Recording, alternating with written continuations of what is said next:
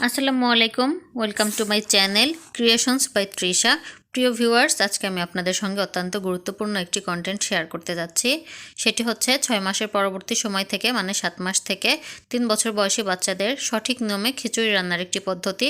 তো রেসিপিটি শুরু করার আগে আমি আপনাদেরকে অনুরোধ করছি সম্পূর্ণ ভিডিওটি প্লিজ দেখবেন আপনারা, কারণ আমি কিন্তু ভিডিওর মাঝে মাঝে অনেক গুরুত্বপূর্ণ কিছু টিপস দিব আপনাদেরকে।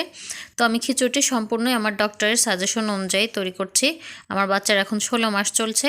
আমি 7 মাস থেকে এখনও পর্যন্ত এভাবে খিচুড়ি রান্না করে খাওয়াচ্ছি এবং আমার বাচ্চার কিন্তু ডাইজেশনে কোনো রকম অসুবিধা হয়নি। খিচুড়িটা খুবই সেট হয়ে গিয়েছে আমার বাচ্চার জন্য।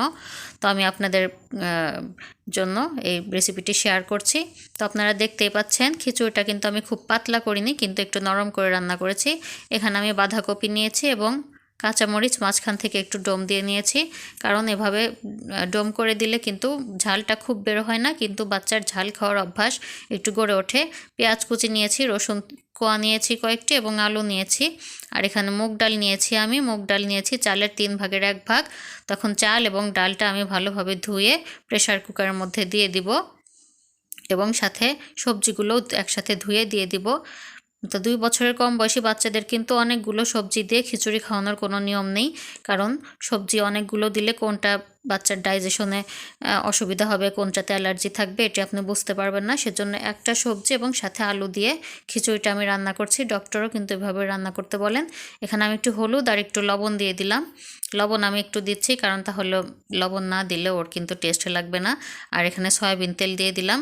আমি খিচুড়ির পরিমাণটা একটু বেশি রান্না করছি, সেজন্য কাঁচামরিচ, হলুদ, লবণ এগুলো একটু বেশি পরিমাণ দিয়েছি। আপনারা আপনার বাচ্চার পরিমাণ অনুযায়ী মরিচ বা লবণ এগুলো অ্যাড করতে পারেন। আমি সাধারণত বাচ্চার প্রয়োজন অনুযায়ী খিচুড়ি রান্না করলে 1টা বা 2টা মরিচ মাঝখান থেকে ডোম করে দিই, কিন্তু আজকে একটু বেশি রান্না করছি। তো আমি সবজি এবং চাল ডালের সঙ্গে ভালোভাবে একসাথে মিশিয়ে কষিয়ে নিয়েছি একটু। তারপর এখন আমি এর মধ্যে একটু পানি দিয়ে দিচ্ছি। পানি দিয়ে এখন আমি 5 থেকে 6টা সিটি দিয়ে খিচুড়িটা নামিয়ে নেব। তো খিচুড়িটা কিন্তু আমি একদম পাতলা করিনি, কিন্তু খুবই নরম করে রান্না করেছি, যেন খিচুড়িটা চটকে ওর মুখে দিলেই খিচুড়িটা কিন্তু গিলতে ওর খুব সুবিধা হবে।